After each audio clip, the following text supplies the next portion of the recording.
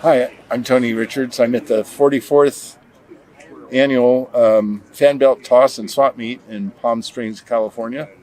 And I'm sitting by Christy Barden's Ultravan. And we're going to talk to Christy. We're going to go in and talk to Christy and have a look around. So this should be fun. So let's go. Okay, well, for our viewing audience, I'm in Palm Springs. Today is, October 29th, and I'm at the Fan Belt Toss event. I think it's Great Western Fan Belt Toss and Swap Meet. They don't mention car show, but I came for the car show. But that's what they call it. You're right. The Great Western Fan Belt Toss and Swap Meet. Which includes a car show. Thank you. Yes. So I'm here today. I'm in the Ultravan, the Ultravan. Ultravan number 228. Ultravan 228, and I'm here with Christy Barden, longtime member of San Francisco Bay Area chapter of Corsa since the 70s, I believe. Yeah. And I'm just hanging out with Christy right now. It's hot outside, and I need some shade, so I'm hanging with Christy. And we're going to chit-chat a little about whatever. I'm Christy, if you were wondering. Seems like most cars are late model coupes and convertibles. Right, and there were only two early sedans. Yeah, and then in the swap meet I see a red 61. I don't know if it's for sale or it's sitting over here, but what comes to mind is I never see a late model 500. 500 was the base model Corvair. I never see a late model 500. And back in the 70s, I commented in our local newsletter that people weren't keeping them. And I think I was right. I happen to have a 67 500 coupe that I've had for, 25 years. And I have an early 500 coupe that I've had since 1980 that I bought from the original owner. Oh, and what color is it? White. Okay. 64. Oh, it's that beautiful 64. I saw that one Sunday when we met over in Treasure Island. Oh, right. That's right. And I took it over there once. I got your picture with you and me standing by the car. Oh, wonderful. And I posted it on my Facebook page. And everyone said, oh, what a beautiful car. Yeah, they did. And they said, your face is beautiful, too. Well, they didn't mention that. Oh, okay. And I don't know if you remember, back when I was young, like 20, in the early 70s, I had a 500 four-door automatic I used to drive around.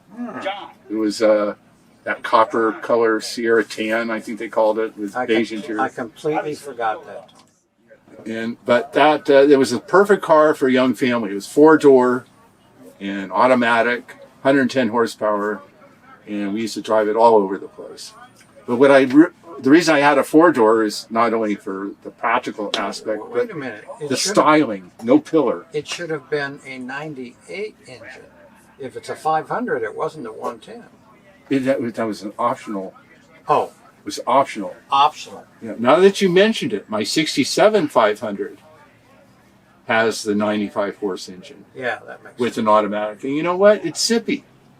It zips around. That's when I drive it. Well, it's got low-end torque, that's why. Yeah. I mean, it's great. That's why it's not underpowered. That's why I have a 95 engine in this, because I've got all the low-end torque. Yeah. That's when you need it. It's on the low end, not the high end. Yeah. Right. Yeah. So I don't have a problem at all with its pickup. It's totally adequate. Well, where do you live, Christy? Oh, well, I live in Nevada City, California. Yep. And I have a barn that I keep all my cars in. And Nevada City is between Sacramento and Lake Tahoe. In case you were interested. Go ahead. It's a gold rush town. Nevada City. That's correct. It's gold mining town. It wasn't a gold rush town. It was a gold mining town. Okay, but it's on Highway 49, That's right? correct. Now, Highway 49 links all the gold rush, I used to call it gold rush mining towns together. Oh, that's correct. And it goes north-south, parallel to Highway 99, except it's not straight. It winds around and hits all these little towns. So And I live 900 feet off Highway 49. Is that a fact? I didn't know that. Oh, interesting. Yeah, I did not know that. Oh. But anyway, back to the 500s. I never see a late model 500 at these shows, ever. Sometimes I see an early model 500 or 700, which are the 500 is the base model. The 700 was the deluxe model in the early Corvair. But all the ones I see are either Monzas, Spiders, or Corsas. Wouldn't you say so? Yes, I would say so. Yeah, those are the ones people kept. That's correct. Yeah, but I'm very partial to 500. So the pickup truck is becoming increasingly more valuable. I remember yours. It was white with a red stripe, and you won an award in 1978 at the San Diego convention. Boy, what a memory he has. And you He's just had it restored. That's right. And I remember you preparing it for the show, and you said something to the effect, "Beat it, kid. I'm busy." That sounds like me. Well, I was under Something like that. I was under a lot of pressure to It's get like, that "Beat thing. it, kid. Beat it, kid. I'm busy." In so many words. And I thought, this guy reminds me of Han Solo in Star Wars, the way he told Luke Skywalker to shut up, kid, it'll float to a different galaxy. At the time in my mind, I was putting together this spoof on Star Wars called Vair Wars. And I thought, he's Han Solo. He'll be the hero of my comic strip. In the Ultravan, which we're sitting in, then we'd be out to get Darth Nader, the villain. Darth Nader is dressed up like Darth Vader. Well, you might tell people who Darth Vader is. Darth Nader or Darth Vader? The guy you're imitating. The guy I'm making fun of, Ralph Nader. There you are. Ralph Nader was a young attorney back in the 60s, and he wanted to expose the deficiencies of the American automobile. And he exaggerated the built-in dangers of the Corvair, and he picked on a bunch of other cars too. For example, he claimed that the 57 Chevy was dangerous to pedestrians because of its excessive ornamentation. Anyway, the story behind that, I'll be brief. Probably boring you to death. He can't be brief, but go ahead. The 65 Corvair was completely redesigned from the early model. They adapted the Corvette rear suspension in it. They changed the body. They made it a little bigger. They completely redid the car. But they were like a year too late. The Mustang had come out in 64 and was outselling the Corvair 5-1, 6-1. So in 65, they only sold 200,000 Corvairs or 250,000, which was nothing to be ashamed of. But the brass at General Motors decided they were going to discontinue the Corvair, come out with a front-engined version to compete directly with the Mustang. So that's how the Camaro was born. So they had decided to phase the Corvair out at the end of 66, discontinue it, and in 67 come out with the Camaro to replace it. After that decision was made, Ralph Nader comes out with this book. In all fairness, he focused on the early model Corvairs, but he gave all Corvairs a bad reputation. Anyway, he gave Corvair a bad reputation, so General Motors left it in production for 3 more years until 1969. So where was I going with this? Yeah, where were you going with I was this? making fun of the whole situation with this comic strip, Vair Wars. Christy was the hero, and we're in your ship. So My spaceship, and it's still called a spaceship. Yeah, so we're going to take a walk around, and Christy's going to show us the features of the Ultravan in a minute. It's pretty warm down here in Palm Springs, and I'm not used to the heat. Oh, I'm not. oh, Being from the Bay Area and all. oh. Well, let's feel sorry for him. Okay, good job. Good job. So anyway, what's your, is this your first time here? It's my first time. No, I've never come to this before. you never have? And this is I believe it's the 44th fan belt toss. I've been to at least 30 of them. Really? Yeah. Yeah, no, I never made it down. We used to have Ultravans lined up here 7, 8 deep. Really? Yes. Wow. No, I didn't know that. Yeah. Ooh. What else doesn't he know? Well, let's find out. Anyway, it's quite a good turnout today. There's quite a number of cars. A lot of people, a lot of swap stuff. This is the biggest Corvair swap meet in the world. The whole wide world. Really? Yes. Another thing I never do is go to national conventions. The last one I was at was, San Diego. well, I was at, yes. Go away, kid. You bother me. Yeah. W.C. Fields. I think I drove down to Ventura in my Oldsmobile in 2008 to this convention in Ventura. Right. I remember that. Yeah, I went to that one, and that was the last one. But in that this video is about me and about my Ultravan, I think we should start talking about me. In your cars. And well, How many Corvairs do you have now? I have, I think, 6 or 7 Corvairs. Okay. And it all started with this vehicle. Oh. I was living in my Volkswagen bus at the time. I was working as a flight instructor out at Pomona Airport. And one of the flight instructors' dad showed up in one of these. And I thought, whoa, hey, this is it. And so I got as much information I could about them. And then I went to work for an airline, and I was in Kansas City, and these were manufactured in Hutchinson, Kansas.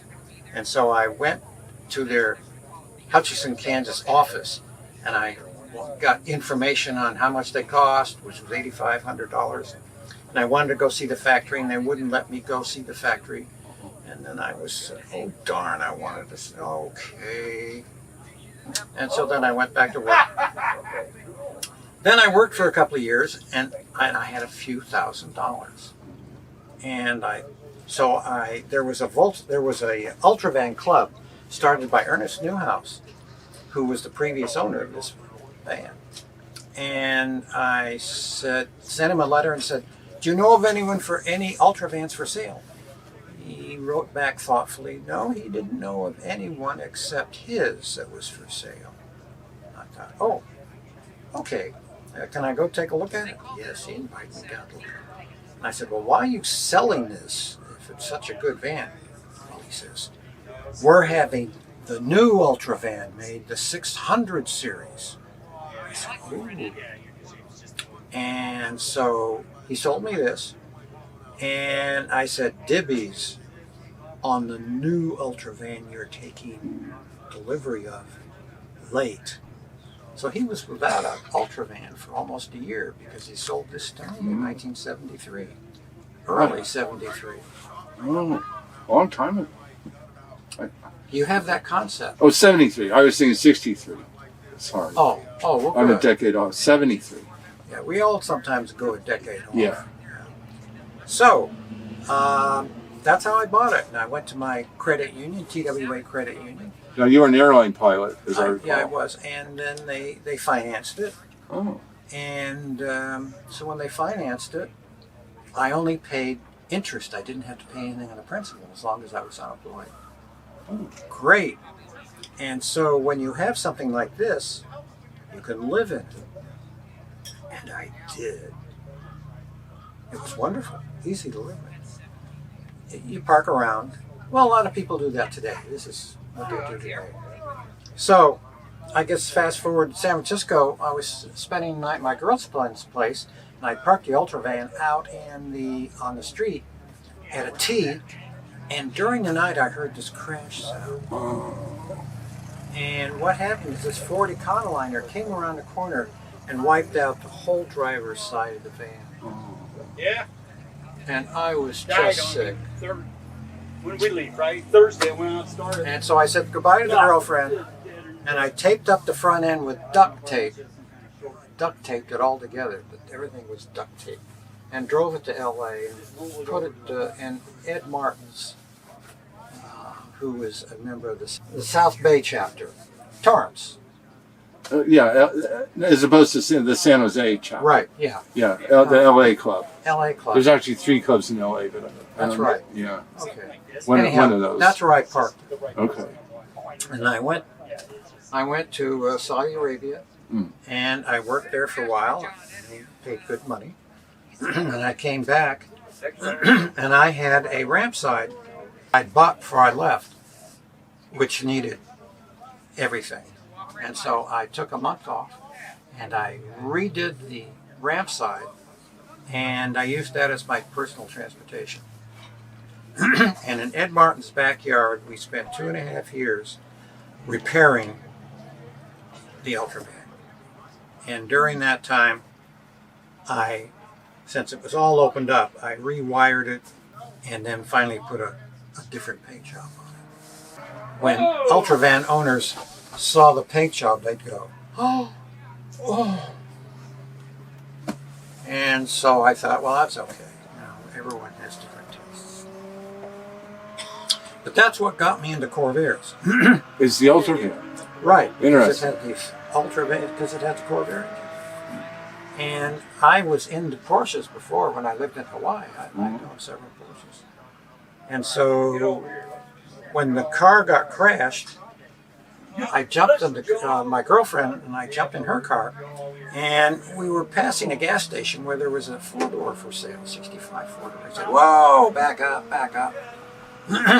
And I bought the 65 4-door for $250. That red one? The red one. I remember it. And I bought that for $250, and I used that as my transportation and airport car for the next 40 years. That's the one that sat at the airport the whole time you were flying. It sat out in the parking lot. That's correct. And it had faded red paint on it. That is correct. Yeah. And it always started. It never let me down. The only time I remember when I was driving it from the Bay Area to New Jersey, that it was so hot I had all the windows rolled down, and I blew a headliner. Oh. The headliner came off and went. So I had to stop, go to a store, buy needle and thread, and sew the headliner together. And when I sold that car, it was still sewing together the headliner. But not too many people blow a headliner. They blow gaskets and they blow pistons, but not headliners. I've never heard that before. Well, there you are, because this is a story about me and not about you. Right, but I never heard that about blowing a headliner. Oh, well, there you are. Good story. Yeah. So, basically, that's the story of the Ultravan. Yeah. And what I've had to do to it to make it a handle, the handling, they used partially of the late model suspension, which had 2 arms that went back, trailing arms. And then they made a triangle to steady it, because there's no way that they didn't have to put strut rods in to the differentials. So the spring, the rear shocks were in front of the axle, which is no place to put them. So I took the suspension apart, and I had machined polyester or what kind of material? Instead of the rubber. Polyethylene? It could have been. But whatever it is, solid instead of rubber parts. And that helped some. And then I put an air shock absorbers behind the rear wheels. And then I put a hydraulic stabilizer in the back, which means you have 2 cylinders. One is from the top of one to the bottom of the other, and from the bottom of the other to the top of the one. And so when the car leans, or when the vehicle leans, it puts pressure on the part that's being compressed and keeps it up. That really helped. Then I put a sway bar from a 1961 Cadillac in the front. And now the thing handles. When I'd go down the road, these buses would pass me and they'd blow me off the road, the trucks. And now they just blow me a little bit, just about a foot over. I get back. So the handling of this thing, I can remember when I finished it, I took it up to Arrowhead with my girlfriend. There was a Big Bear, I can't remember. Anyhow, going down the hill, this guy with this Mercedes was kind of racing down the hill, and I raced down the hill with him. And this thing handled beautifully. He couldn't lose me. What is that big thing behind me? Oh, it's the spaceship from outer space.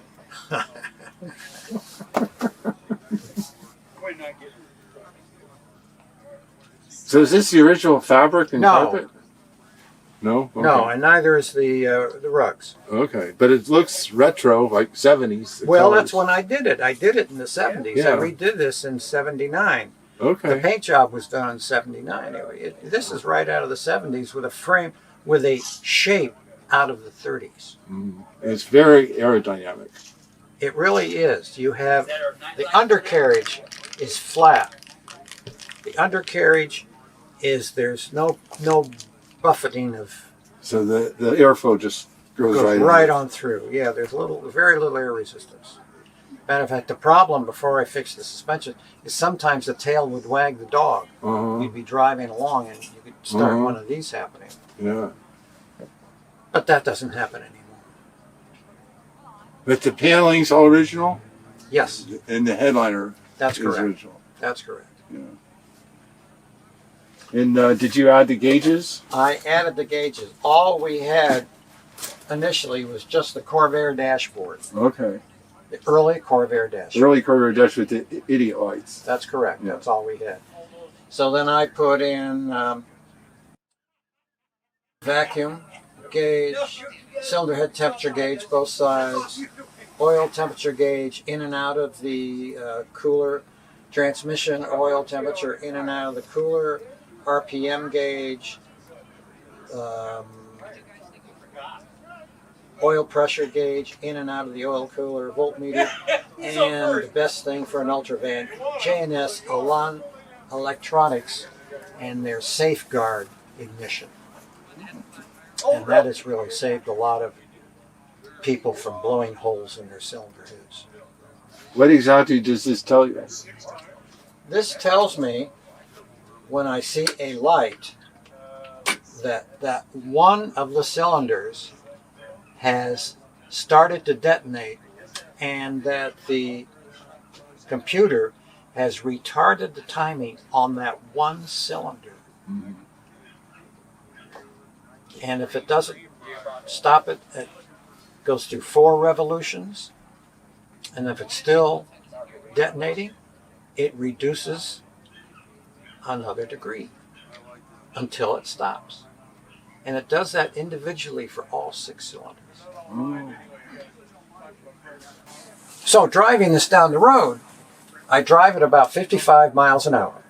Mm-hmm. That's what it likes, and that's legal. Keeps me in the right lane, so I just look out the left mirror and I don't have to worry about traffic coming on the right. So what lane do you drive in? The right lane. Okay. The far right The lane. far right lane. Always. Yeah. So I'm always looking for people who are coming down the on-ramp. Oh, yeah. And I'm a guy, instead of speeding up, I slow down. Yeah. I let him go. No, this is an Ultravan. You know, this is life, it's easy, cool, and no hurry. So I drive about 55 miles an hour, which gives me about 12 inches. Yeah, about 12 inches of manifold pressure, of suction. Cylinder head temperature of about 300 degrees. Oil temperature of about 200 degrees. Trans-oil temperature about 125 degrees. And RPM of about 2,500 RPM. Like that. So it just kind of cruises along. It just kind of cruises along. Now when I go up the ridge route, I go up in high gear, Mm-hmm. and at 32 miles an hour, and about 5 inches of vacuum, about 380 degrees cylinder head temperature, Oil temperature about 320 and transmission temperature about 200. Yeah, and I'm at about 2,000 RPM, which is right at the peak of the torque for this 89 engine.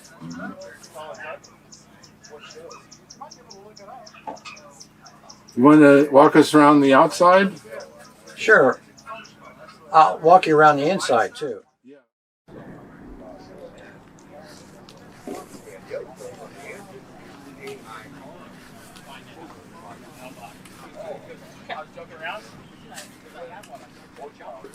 Well, hello, Tony. Come on in. This is Christy Barden, and you are entering my Ultravan. Let me show you around, okay? I'll get up out of the seat here, and I'll show you how these seats work. Is that they just swivel right around so you can drive, and they swivel right around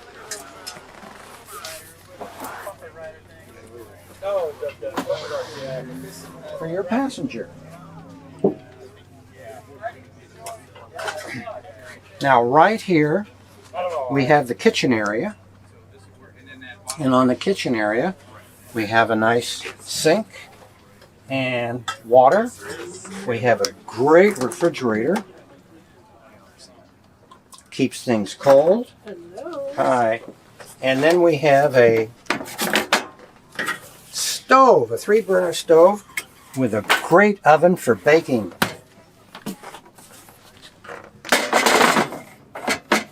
And then over on this side here, we have a table that comes up for when you're cooking a turkey dinner or a Sunday dinner for your guests. You have a place to work.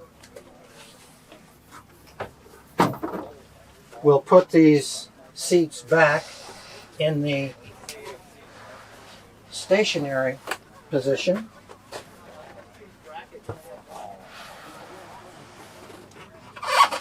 And normally we put a table right here, so this becomes the dinette, which is very nice.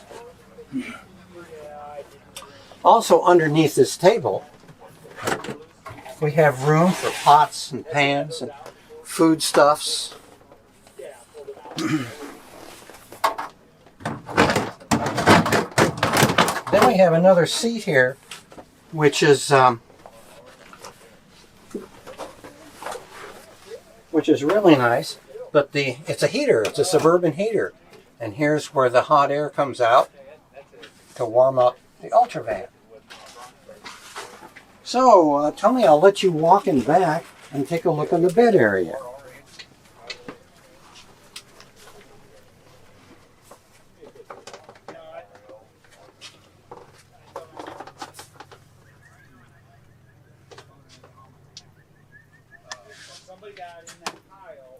And then above, you'll see the cabinets, all storage.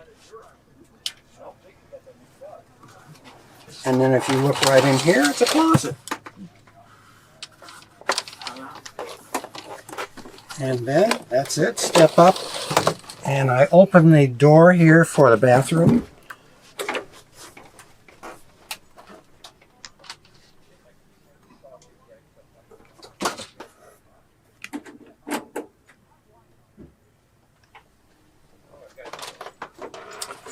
And a nice thing about this is when you're camping, you can just leave this door in the open position all night long and nobody disturbs you, just like that.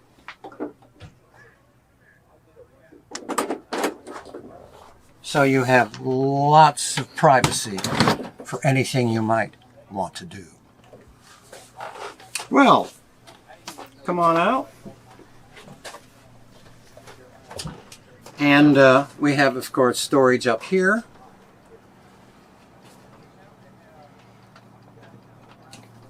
And then some people have storage up here. So this is nice. This is the table that can go between the seats, inside or outside.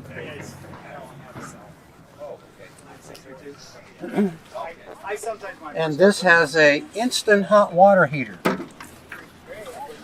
That's an instant hot water heater that's built into the wall of the Ultravan on the early Ultravans. As we walk around, here's a propane tank. Here, 10-gallon propane tank. I got your last name in there. That's what it is. And then in the back, Work with us in Vegas. That's okay. It's one of those days. All right, we need to edit. these are Volkswagen taillights that I put on because in the 70s, the German cars had the brightest taillights. Now the normal Ultravans have a little tiny window here. And so we took that out and put in a big window. Now the whole shape of this thing, if you looked at the back end of a trailer made by Spartan, David Peterson did, who developed the Ultravan, is he made a mold of his Spartan trailer and used it. So all the curves are fiberglass. The flat curves are aluminum. You guys like any cookies?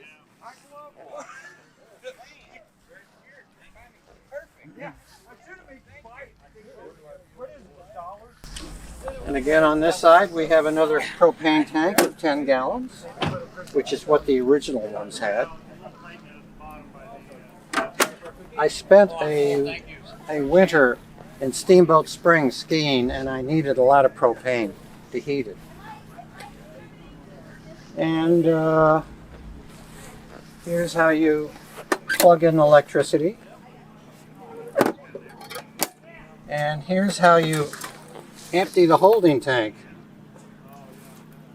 This is important because sometimes in a freezing situation, you cannot empty the holding tank. And you take this hose, put it in the toilet, turn on the pump, and it pumps all the stuff out of the holding tank, which is really ingenious.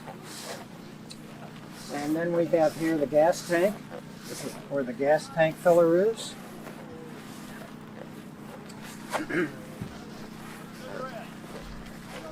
And then the most unique feature is the windshields. The windshields, the rounded windshields, are out of a Chevy step van of about 1959 vintage.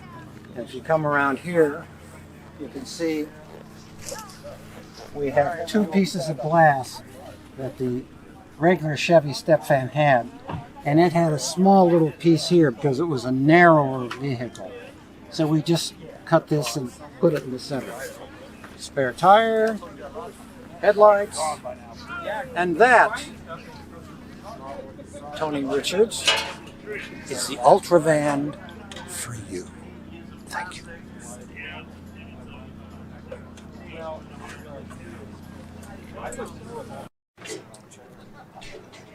Okay, well, that was great, Christy. Thanks for showing us the features of the Ultravan. Well, Ultravan number 288. It was a pleasure doing so, Tony. And it's been so many years that we've known each other and have never seen each other. Yeah, that's true. That's true. That's true. And you're welcome. Thank you. And it's always nice having you here.